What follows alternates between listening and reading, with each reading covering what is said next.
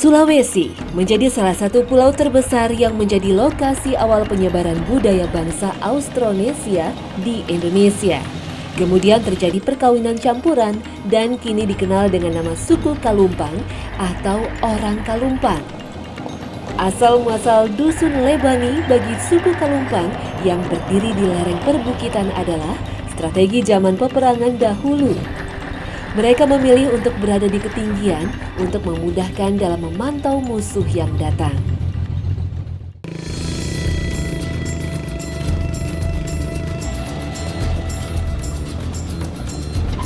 Jalanan berbatu dan terjal menjadi makanan mobil yang saya tumpangi, ditambah pemandangan hijau berbukit yang luas. Jalur yang saya lewati adalah jalur perdagangan lama suku Kalumpang menjual hasil coklat dan kopi menuju Tanah Toraja.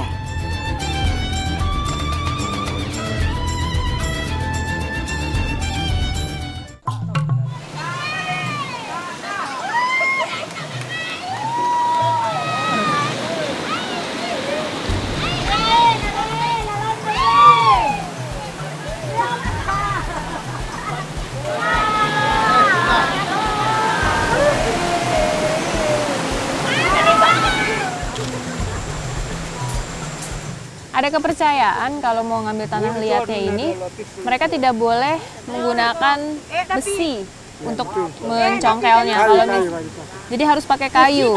Kalau misalnya pakai besi, itu nanti tanah liatnya akan jelek. Ketika buat belanganya dia akan rusak.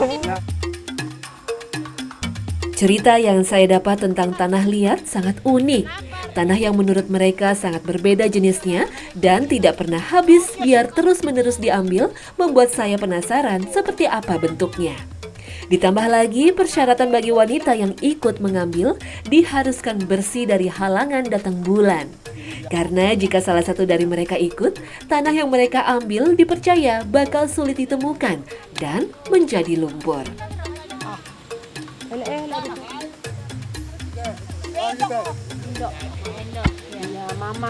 Para mama di desa Lebani memang terkenal sebagai pembuat belanga dari tanah liat. Nenek moyang mereka yang telah mendahului sudah membuat alat-alat dapur sejak 3000 tahun lalu. Budaya ini merupakan turunan dari bangsa Austronesia yang berasal dari Cina daratan. Ini tanah liat yang kita cari. Warnanya tuh emang sedikit keabu-abuan, terus kecampur sama batu-batu kuning. Nah ini harus dibersihin dulu nih dari batu-batunya. Kalau misalnya kita tekan-tekan lama-lama tuh dia bisa berubah semua jadi kayak begini. Jadi harus dibersihin dulu. Bahan sudah terkumpul dan siap dimasukkan dalam bakul. Sebelumnya, bakul harus diberi alas beberapa helai daun sebagai syarat.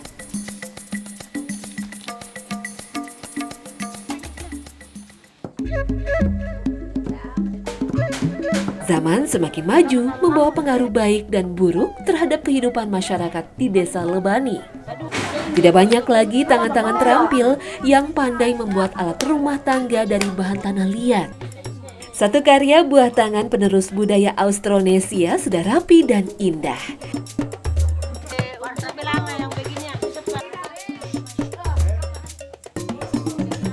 Giliran saya mencoba ikut membentuk tanah basah ini menjadi kuali penggorengan.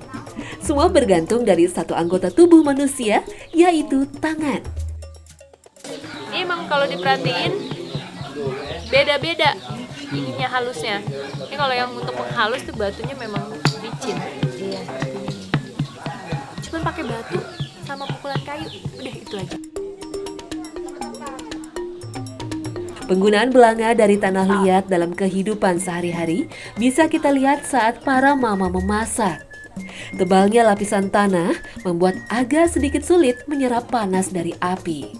Tetapi tidak lama akan menyerap dan belanga dari tanah liat bisa menyimpan panas yang lebih lama daripada alat masak modern.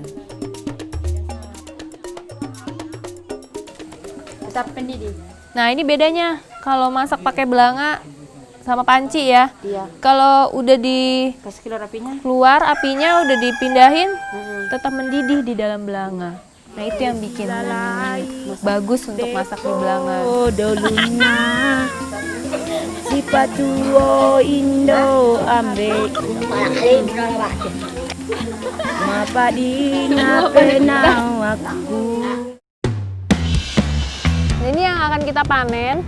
Ih bagus ya, ini jenis apa Pak rumput lautnya? Dibilangnya katonik.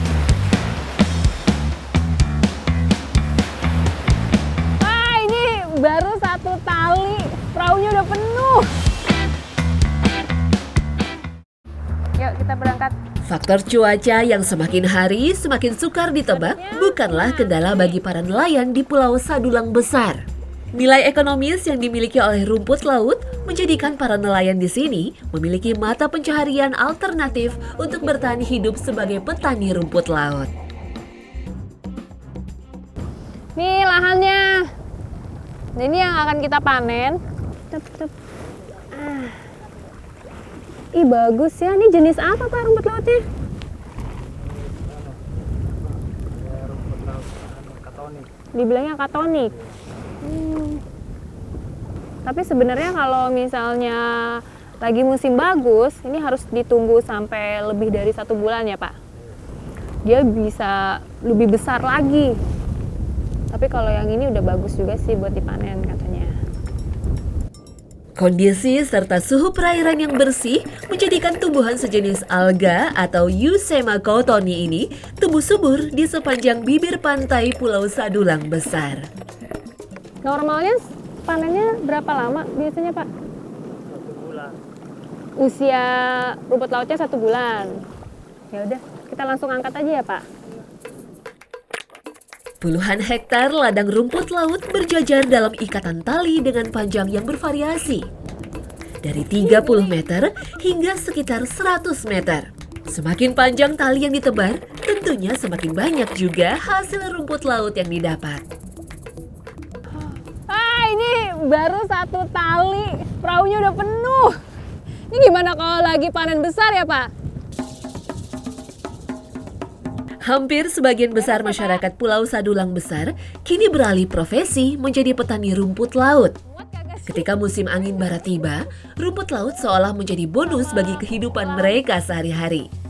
Namun, seperti halnya tumbuhan di darat, rumput laut tetap memiliki musuh alami atau hama. Hama rumput laut biasanya dari larva-larva bulu babi atau teripang. Larva ini menghisap nutrisi pada talus atau bagian batang tumbuhan yang mengakibatkan batang mengelupas dan mudah patah. Selain itu, faktor alam juga seringkali menjadikan hasil panen rumput laut berkurang. Adanya perubahan iklim serta cuaca yang kurang bersahabat menjadikan para petani rumput laut memanen lebih awal. Ini kan musim panennya yang normal sebulan ya Pak? Sebulan. Ini tadi baru diambil berapa Pak? 17 hari ya? 17 hari.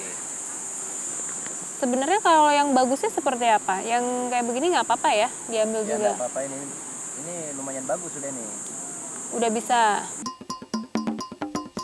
Semakin tingginya permintaan pasar akan kebutuhan rumput laut, membuat para petani menyiapkan bibit-bibit baru dari hasil panen awal untuk ditebar kembali ke laut. Saat musim-musim tertentu, harga rumput laut kering meningkat pesat.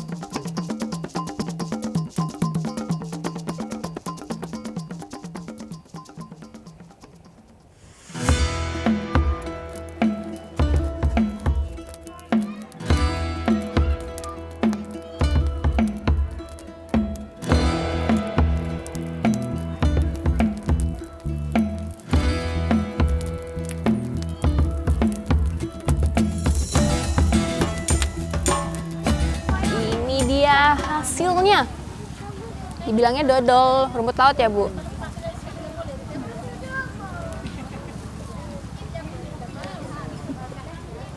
Enak Bu? Enak. Tapi sebenarnya kayak puding santan sebenarnya Bu ya. Cuman orang sini bilangnya dodol. Nah ini kuliner wajib kalau ada perayaan di sini ya Bu. Selalu dibikin ya? Iya.